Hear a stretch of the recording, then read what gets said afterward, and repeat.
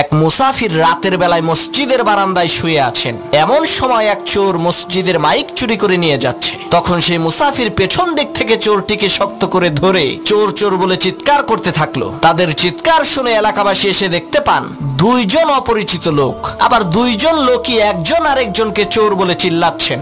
আসলে চোরকে সেটা তো আর এলাকাবাসী জানে না। তখন এলাকাবাসী এই দুইজনকে এলাকার মাতব্বরের কাছে নিয়ে গেল। মাতব্বর বললেন, তোরা দুইজনেই চোর, তোদের শাস্তি হলো সকাল পর্যন্ত তোরা দুইজনে আত্মহত্যায় মারা যাওয়া এই লাশ পাহারা দিবি। আমরা কেউ এই লাশের কাছে থাকবো না। তাদের দুইজনকে লাশের পাশে বেঁধে রাখা হলো। তখন মুসাফির বলছে, আল্লাহ, শেষকালে তুমি আমারে চোর বানাই দিলা। আর সেই চোর বলছে, তুই আমারে ধরলি কেন বল? এই কারণেই তো তুই চোর হইলি। তখন সেই লাশ বলে উঠলো, পাইছি রে পাইছি, আসল চোর রে পাইছি। লাশের কথা শুনে চোর আর মুসাফির প্রচন্ড ভয় পেয়েছে। তখন লাশ বলে উঠলো, আমি মরি নাই, মরার ভান ধরেছিলাম আসল চোরকে ধরার জন্য।